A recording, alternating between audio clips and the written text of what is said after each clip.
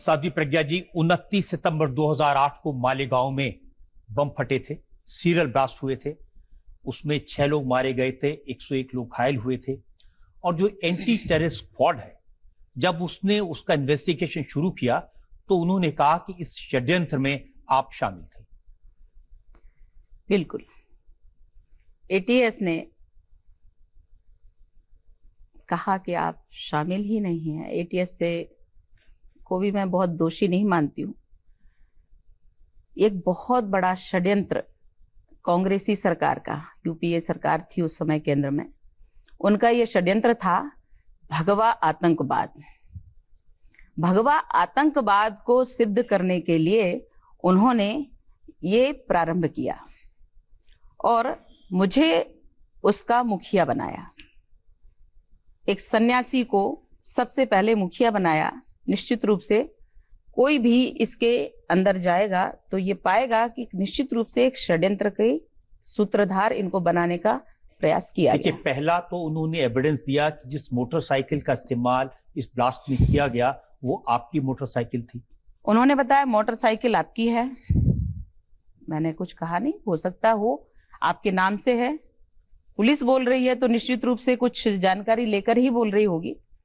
तो मैंने कहा मुझे जानकारी नहीं, मैं 4 वर्षों पहले उसको बेच चुकी हूँ और उसके बाद मेरा उस गाड़ी से कोई संबंध नहीं है। कहीं से कहीं तक मैंने उस गाड़ी को देखा भी नहीं और मतलब भी नहीं है। मेरा उसके बाद संन्यास हुआ और मैं सन्यासी हो गई हूँ, तो इससे फिर मेरा कोई मतलब नहीं रहा कि बाइक 4 वर्षों पहले बाइक को मैं उसको देखूं और ये सब।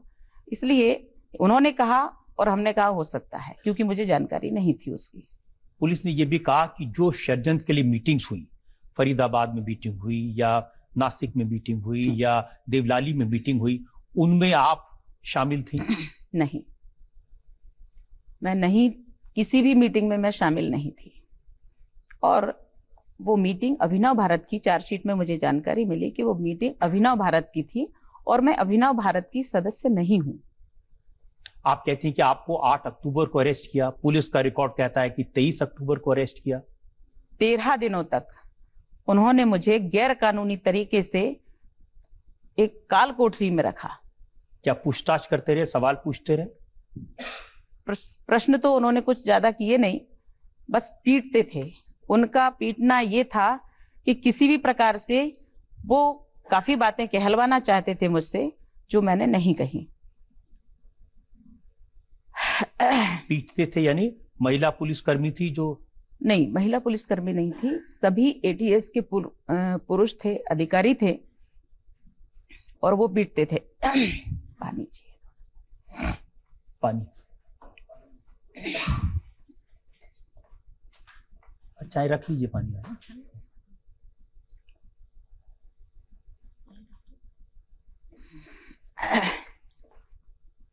देखिए, जब किसी पर पुलिस को शक होता है आतंकवादी गतिविधियों में शामिल होने का, तो फिर थोड़ी बहुत सख्ती तो पुलिस करती है, 1-2 थप्पड़ तो मार देती है।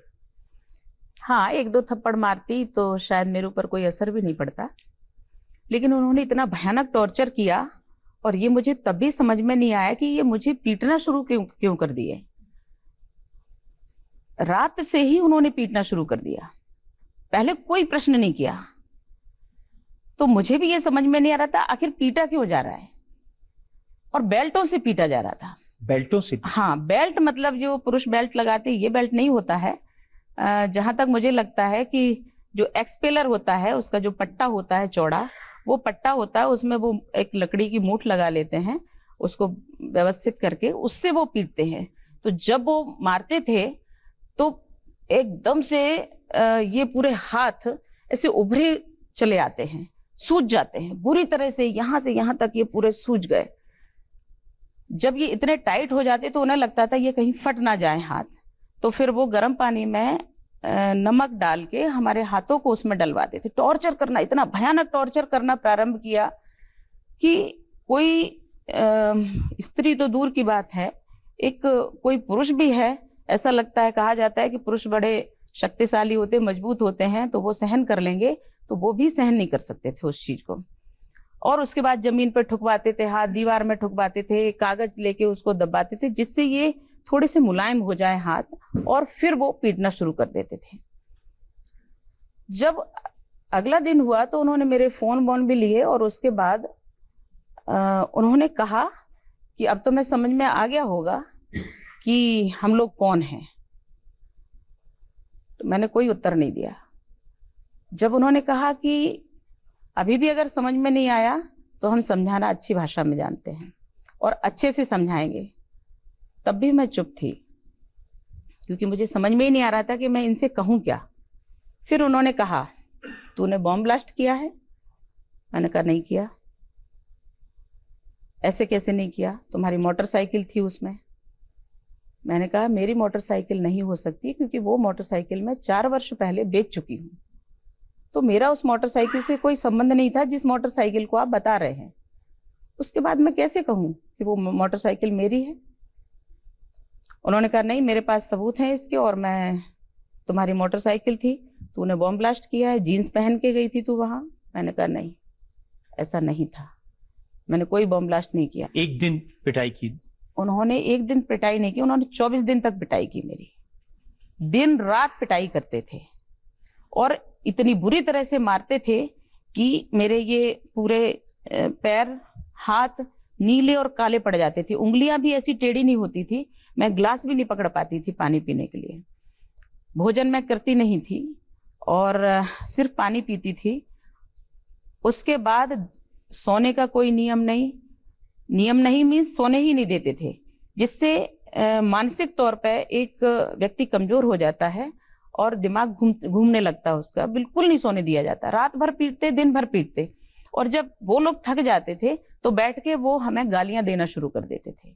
इतनी अभद्र, इतनी गंदी गालियां देते थे जिसकी कल्पना नहीं थी, क्योंकि वो लोग थकते थे। और फिर प्रश्न करते थे, फिर व्यक्ति बदल जाता था, मैं वही रहती थी, मैं रेगुलर उत्तर देती थी उनके। और उसके बाद वो लोग बदल जाते थे, फिर पान खाने जाते थे, सिगरेट पीने जाते थे, लेकिन मुझे रेगुलर वो बिजी रखते थे, जिससे कि किसी भी प्रकार से ये अपसेट हों और ये वो कह दे जो हम कहलवाना चाहते थे। क्या कहलवाना चाहते थे? वो ये कहलवाना चाहते थे कि आरएसएस के लोगों ने कहा और हमने ब्लास्ट किया, और किसने कहा, क्यों ऐसा कर रहे थे, ये मुझे समझ में नहीं आया था उस समय। पुलिस के बारे में इतनी सारी बातें आप कह रहे, आखिर पुलिस भी किसी कानून से बंधी होती है, किसी ह्यूमन राइट से बंधी होती है, जवाबदेह होती है पुलिस। नियम ये होता है कि 24 घंटे के अंदर कोर्ट में प्रस्तुत किया जाता है, और उसके बाद 48 घंटे में मेडिकल जांच होती है। ऐसा हमारे साथ कोई नियम की पूर्ति नहीं की गई। 13 दिन तक गैर कानूनी रख करके ऐसे, जब वो ऑफिसर बुलाते थे तो जो लेडी कांस्टेबल वहाँ बुलाई गई थी लाइन से, तो वहाँ जब वो आती थी मुझे पकड़ती थी, तो एटीएस की एक सुवर्णा शिंदे करके लड़की इंस्पेक्टर थी, वो भी साथ में रहती थी। जाके जोर से पटकते थे ऐसे मुझे, तो दीवार में सिर लगता था, और ऐसे ये जो पीछे का हिस्सा है ये जमीन में दीवार से लगता था।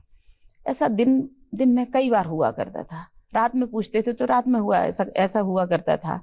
तो इतनी बुरी हालत हो गई, हम खुद नहीं संभल पाते थे कि आखिर शरीर टूट रहा है, मन टूट रहा है, क्या टूट रहा है, कुछ भी समझ में नहीं आता था। एक ऐसा लगता था बस नशे में हूँ, और उठा के पटका जा रहा है, चक्कर आते हैं, आंखें बंद हो जाती हैं, अंधेरा छा जाता है आंखों के सामने, और फिर खड़े हो जाते हैं। फिर हमें दूसरी तरफ ले जाया जाता है और फिर वहां टॉर्चर किया जाता है। अकल्पनीय था। एक ऐसी कक्ष में लेके जाया जाता था जहां पे बहुत मंद लाइट रहती थी, और ऐसे लोहे के कड़े उसमें जमीन में लगे रहते थे। उसे फंसा कर पीटते थे, उसे पैर फंसा देते थे, हाथ फंसा देते थे, और उसके बाद भयंकर पीटते थे। और उनके अत्याचार एक मिलके नहीं, एक व्यक्ति नहीं पीटता था, सब इकट्ठा चक्र बना लेते थे, और उसमें बीच में मुझे रखते थे, और बेल्ट से एक साथ पीटते थे। तलवों में मारते थे, तलवों से लेकर के पूरे पैरों तक मारते थे। इसके बाद हाथों में मारते थे, जहां कोई स्थान नहीं ऐसा छोड़ते थे जहां मुझे बेल्ट नहीं पड़ते हों। वहां बड़े पुलिस अधिकारी भी थे, आपने किसी से पूछा कभी कि क्या मेरे कोई अधिकार है, मेरा कोई कानूनी हक है? मुझे नहीं पता रहता था कि क्यों ऐसा कर रहे हैं। राजदूत होटल में लेकर के गए, वहां उन्होंने बहुत सारे तार वार बिछा दिए चद्दर के नीचे, और उसके ऊपर चादर बिछाया, उस पर मुझे बिठा दिया, तमाम इंस्ट्रूमेंट कुछ खिड़कियों में लगा दिए, एक ऐसा टॉर्चर रूम वहां बनाया, इतना मारा कि मैं बेहोश हो गई। बेहोश होने के बाद वो लोग ऑफिसर मुझे एक शुश्रूषा हॉस्पिटल में लेकर के गए। वहां मुझे वेंटिलेटर पर रखा गया और जब मेरी रिपोर्ट आई तो उसमें लिखा था कि इनके मार लगने से इनके फेफड़े की झिल्ली फटी है और इसके कारण ये बेहोश हुई हैं और हमारे पूरे होंठ नीले पड़ गए थे, जैसे शरीर में ऑक्सीजन शायद बची ही नहीं थी, सांस बची ही नहीं थी। आपके रिश्तेदार होंगे, आपके वकील होंगे, क्या कोई पुलिस के दरवाजे पे नॉक करने के लिए नहीं आया? मैं बिल्कुल उनकी कस्टडी में थी पूरी तरह से। मुझे किसी से भी, ना तो मुझे कोई खबर दी जा रही थी, ना ही मेरी खबर बाहर जा रही थी। वो मुझे पूरी तरह से कैप्चर किए हुए थे। तो बाहर के किसी व्यक्ति से आपकी मुलाकात नहीं हुई? आपके नहीं। परिवार वाले, आपके शिष्य, आपके गुरु? एक बार हेमंत करकरे के ऑफिस में बुलाया और उसको पीट रहे थे, शिष्य को। मुझे वहां लेकर के गए और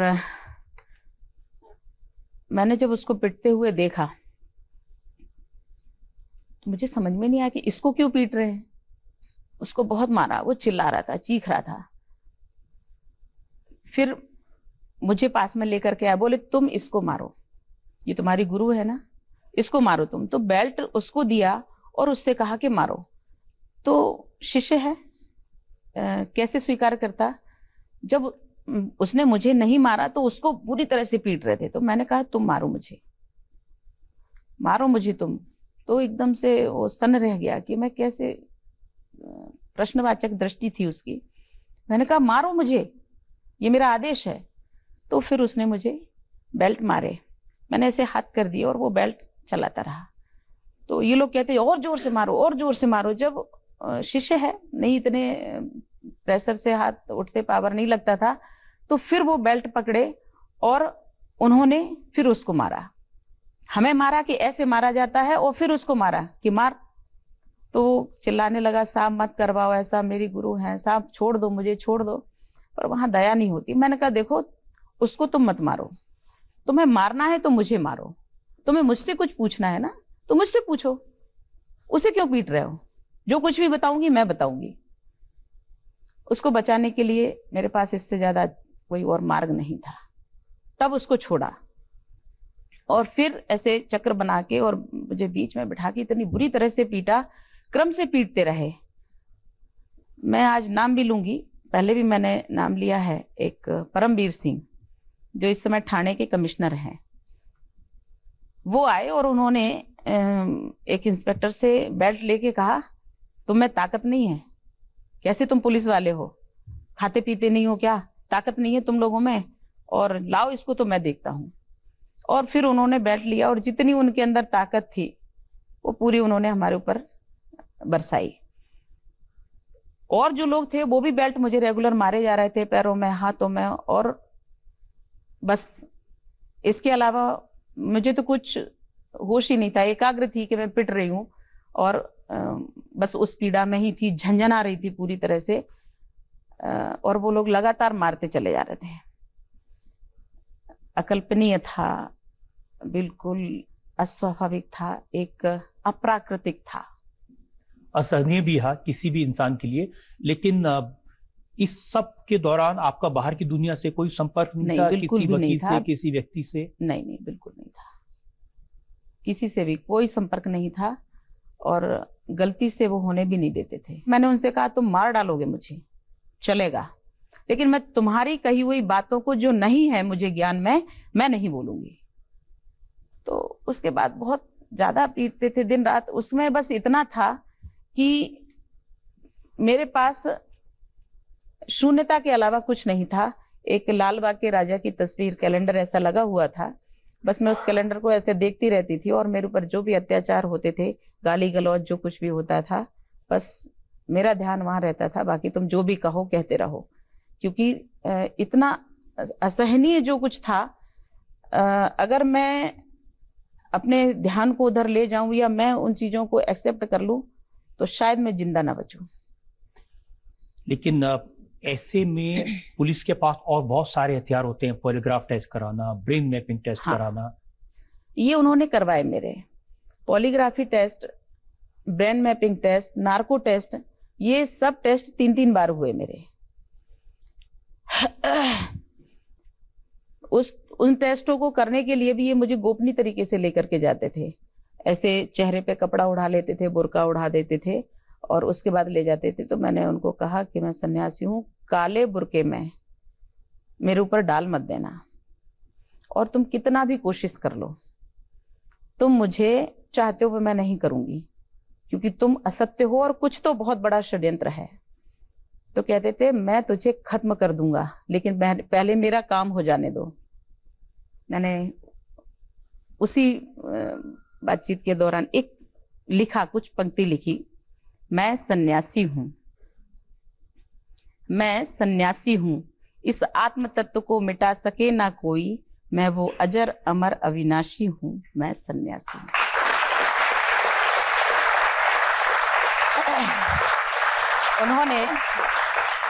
उन्होंने मुझे मिटाने का प्रयास किया। इतनी प्रताड़ना के बावजूद भी मैं उनसे एक ही बात कहती थी, मार लो, तुम पीट लो, तोड़ रहे हो तोड़ दो, लेकिन ध्यान रखना मैं सन्यासी हूं, और इस आत्मा में जो मेरा ठाकुर विराजमान है, जो मेरी भारत माँ विराजमान है, जो मेरी राष्ट्रभक्ति है अंदर, वहां तक तो मैं तुम्हें पहुंचने भी नहीं दूंगी। क्या उन्होंने कोई आपको ऐसा रास्ता नहीं बताया, कोई प्रलोभन नहीं दिया कि आप स्वीकार कर लीजिए, मान लीजिए, हम आपको छोड़ देंगे, ये एक रास्ता? ये तो सरकारी काम है उनका, करते ही थे वो। उस समय तो ये सोच रहे थे कि मैं सबसे पहले इनको शारीरिक और मानसिक प्रताड़ना से विक्षिप्त कर दूं, पागल कर दूं। और मानसिक प्रताड़ना यानी? मानसिक प्रताड़ना ये गाली गलौच और किसी से कुछ भी जोड़ देना, कुछ भी गंदा व्यवहार करना, मुझे क्या कहते हैं उसको, कुछ गंदी सीडी भी सुनवाई, पुरुषों को खड़ा करके गंदी सीडी सुनवाई।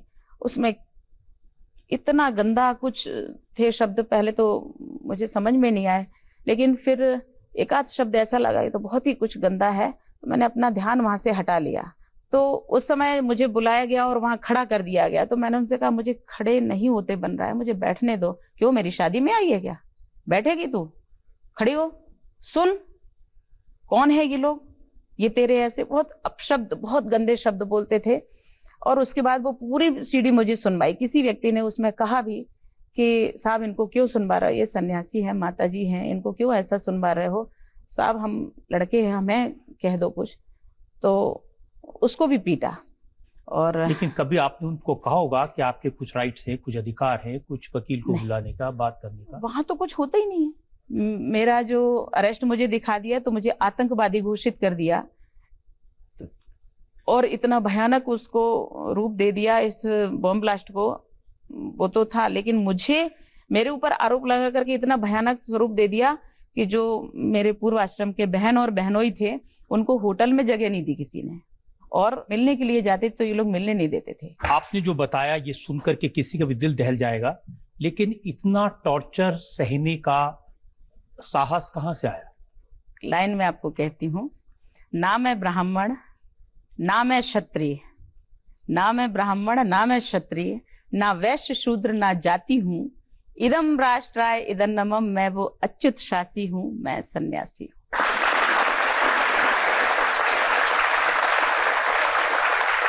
मुझे कुछ लोगों ने बताया कि जब इतना टॉर्चर होता था उसके बावजूद आप गीत गाती थी वहां? हाँ, मैं गीत गाती थी। मुझे ये लोग ATS वाले पेशी पे लेकर के गए, मुझे अरेस्ट दिखाया। अरेस्ट दिखाने के बाद जब वापस आए तो टॉर्चर तो थी, बहुत बुरी हालत थी मेरी। और उसके बाद ये लोग अंताक्षरी खेलने लगे, तो कहते हैं अरे आतंकवादी तू भी बोल, जरा कुछ तो बोल। तो मैंने उस समय गीत गाया, एक बड़ा अच्छा गीत है, मधुबन खुशबू देता है। ये गीत फिल्मी है लेकिन बड़े अच्छे शब्द हैं। मैंने गाया, मधुबन खुशबू देता है, सागर सावन देता है, जीना उसका जीना है, जोरों को जीवन देता है, मधुवन खुशबू देता है। सबसे पहले ये बात शरद पवार ने कही थी। ये 2008 की बात है, केंद्र सरकार में मंत्री थे। उन्होंने होम मिनिस्टर से कहा कि सिर्फ मुस्लिम संगठनों को मत देखिए, जो हिंदू आतंकवादी हैं, हिंदू संगठन में जो लोग इस तरह के काम करते हैं, उन पर ही नजर रखिए, और उसके बाद फिर आपको अरेस्ट किया गया। मुस्लिम ही आतंकवादी नहीं है, हिंदू भी आतंकवादी, उस ओर ध्यान दीजिए, यही आपका आरोप है। और इस आरोप में मैं एक बात सोचती हूँ कि मुझे अंदर कर दिया, मैं भगवाधारी हूं, मैं राष्ट्रवादी हूं, और मैं इस देश की नागरिक हूं और एक स्त्री हूं।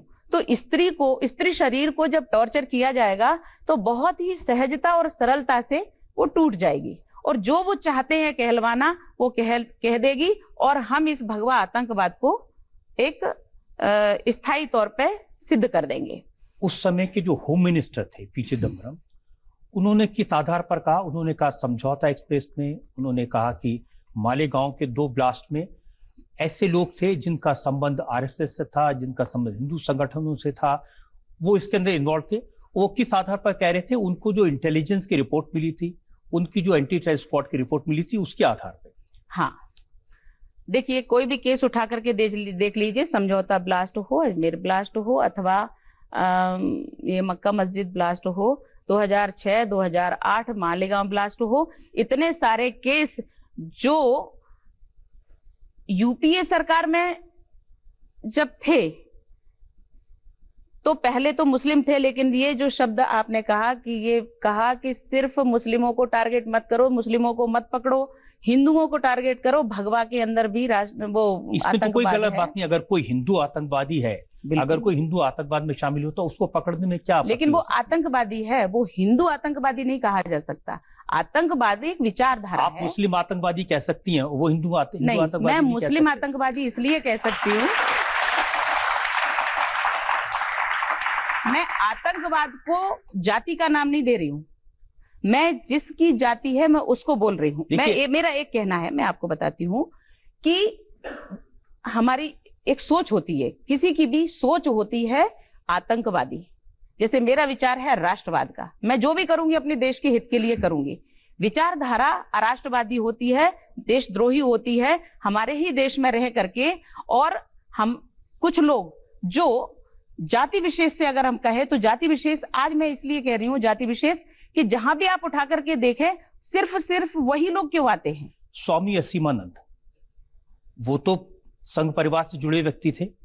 उन्होंने मैजिस्ट्रेट के सामने इकबालिया बयान दिया, और इकबालिया बयान में उन्होंने कहा कि अजमेर दरगाह, हैदराबाद की मक्का मस्जिद, ये जितने बम ब्लास्ट थे, समझौता एक्सप्रेस, इन सब में उनका और हिंदू संगठनों का हाथ था।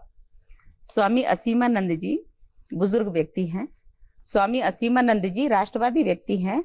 जब वो जेल गए, आपने कहा कि इतना सहन कर लिया आपने, तो ये चीज हर कोई सहन नहीं कर पाता है। स्वामी जी शारीरिक तौर पर दुर्बल हो गए होंगे, और निश्चित रूप से उनसे जो षड्यंत्र करके कहलवाया गया होगा, उन्होंने कह दिया मजिस्ट्रेट के सामने भी आपने देखा होगा कि मजिस्ट्रेट की रिपोर्ट के सामने 164 का जब बयान होता है तो उस बयान में क्या होता है कि मजिस्ट्रेट और जो बयान दे रहा है वो 2 लोग होते हैं, तीसरा कोई नहीं होता। लेकिन उसमें तीसरे लोग थे, और वो जो जांच एजेंसी थी उसके पास रिपोर्ट कैसे पहुंच जाती है कि स्वामी जी ने क्या कहा।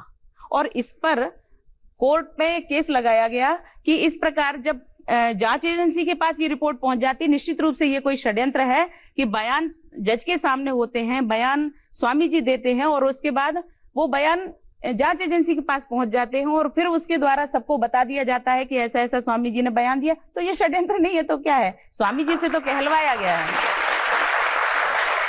देखिए, अब सरकार बदली है, उसके बाद दिग्विजय सिंह ने कहा कि जितने भी लोग पकड़े गए थे आतंकवाद के साथ, जो हिंदू थे, वो कहीं ना कहीं संघ से, आरएसएस से, संघ परिवार से जुड़े हुए थे। जो दिग्विजय सिंह है उसको बहुत डर लगता है राष्ट्रवाद से, उसको बहुत डर लगता है भगवा से, उसको बहुत डर लगता है देशभक्तों से। वो तो कहते हैं कि मैं बहुत बड़ा हिंदू हूं। वो शिव की भी पूजा करते हैं, सरस्वती की भी पूजा करते हैं, लक्ष्मी की भी पूजा करते हैं, व्रत रखते हैं।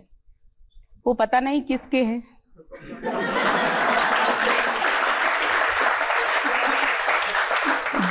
जो व्यक्ति जिसकी आस्था का विश्वास नहीं है, वो व्यक्ति जिसकी भावना का विश्वास नहीं है, वो व्यक्ति जिसकी निष्ठा का विश्वास नहीं है, वो व्यक्ति जिसके कोई विचारधारा का विश्वास नहीं है, वो व्यक्ति किसका हो सकता है? वो तो कुछ भी बोल सकता है। और दिग्विजय सिंह हेमंत करकरे की जब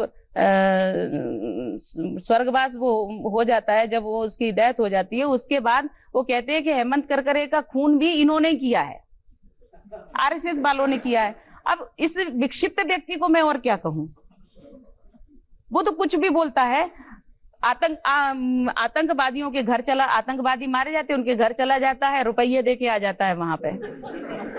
जब भी कोई इस प्रकार की घटना होती है, आतंकवादी घटना होती है, कश्मीर पे अगर पत्थरबाज हमारे सैनिकों की रक्षा ना करते हुए आतंकवादियों के संरक्षण में वो पत्थरबाज खड़े हो जाते हैं और सैनिकों के विरुद्ध खड़े होते हैं, तो वो व्यक्ति पत्थरबाजों की हेल्प करता है, पत्थरबाजों के पक्ष में बयान देता है। वो व्यक्ति जब कोई बॉम्ब ब्लास्ट होता है तो हिंदुओं पर आरोप लगाता है। वो व्यक्ति जब इशरत जहां मर जाती है उसके घर रुपये देने चला जाता है। क्या है उसका अस्तित्व? क्या है वो? इसलिए उसकी बात हम कुछ नहीं करते। लेकिन ये तो सच है ना, हमारे देश की जो इन्वेस्टिगेटिव एजेंसीज हैं उन्होंने बहुत सारे ऐसे लोगों को पकड़ा। क्या आप ये दावे से कह सकती हैं कि कोई भी आदमी जो संघ परिवार से जुड़ा हो, कोई भी आदमी जो हिंदू हो, वो आतंकवादी हो ही नहीं सकता? हाँ, व्यक्ति आतंकवादी नहीं हो सकता, क्योंकि व्यक्ति को वहां सिर्फ और सिर्फ राष्ट्र के हित में कार्य सिखाया जाता है। क्योंकि मैं उसकी स्वयं उसमें हूँ, स्वयं इसमें थी, बचपन से मुझे वो संस्कार मिले हैं। मेरे पिताजी आरएसएस के पदाधिकारी थे, स्वयं सेवक थे, हमें उसमें मिला है। मैं संघमय हूँ और जब मैं राष्ट्रवाद की बात करती हूँ तो राष्ट्रवाद ही सिखाया जाता है। उसमें कभी भी इस प्रकार की देश के अहित की बात कभी नहीं सिखाई जाती। देखिए, असदुद्दीन ओवैसी ने कहा कि जब नरेंद्र मोदी की सरकार आ गई उसके बाद में एनआईए ने पॉलिटिकल मास्टर्स के कहने से केसेस की ठीक से पैरवी नहीं की। उन्होंने कहा कि जो एनआईए है वो अंधा बहरा है, सरकार का तोता है। ये भाजपा सरकार आने के बाद हो गया, पहले ऐसा नहीं था। उसके आने के बाद ही तो आपको छोड़ा। वही मैं कह रही हूँ कि इतने वर्षों से षड्यंत्र करते करते करते करते कर उन्हें ऐसा लगने लगा कि यही सच है। काजल की कोठरी में रहने वाले व्यक्ति को अगर प्रकाश दिखा दो तो वो प्रकाश उसको गलत लगता है।